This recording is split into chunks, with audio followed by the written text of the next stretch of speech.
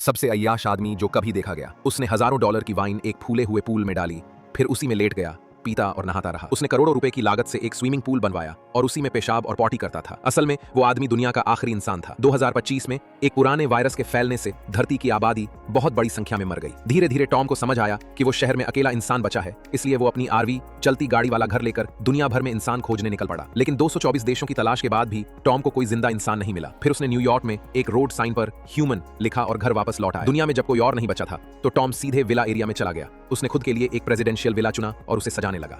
उसने डायनासोर की बड़ी हड्डियां अपनी टेबल पर रखी, करोड़ों की मशहूर पेंटिंग्स को टॉयलेट के पास रखा, मिस्र के फराओ की लाशें, वैन गॉग की खुद की तस्वीरें, ऑस्कर ट्रॉफियां, ये सब टॉम के कलेक्शन में शामिल हो गईं। रात में वो मोनालिसा वाला चोगा पहनकर भगवान से दुआ करता कि उसे एक औरत मिले। उसे पता नहीं था कि उसकी यह दुआ अब पूरी होने वाली थी। इसके बाद टॉम ने खुद की मस्ती वाली जिंदगी शुरू की। वो हर रोज बॉलिंग खेलने जाता, लेकिन अकेलेपन की वजह से उसे वो भी बोर लगने लगा। अकेलेपन से छुटकारा पाने के लिए बॉल्स पर इंसानों का चेहरा बना दिया, हर बॉल को नाम दिया और रोज उनसे बात करने लगा। लेकिन उसे अब भी एक बीवी की जरूरत थी, इसलिए टॉम एक कपड़ों की दुकान में गया, एक मैनिक्विन को बीवी बनाकर घर ले जाने की सोचने लगा। लेकिन गलती से उसने उस मॉडल का हाथ तोड़ दिया जो भालू जैसा दिखता था। टॉम जमीन पर गिर गया और भगवान से अपनी दुख भरी जिंदगी की शिकायत करने लगा।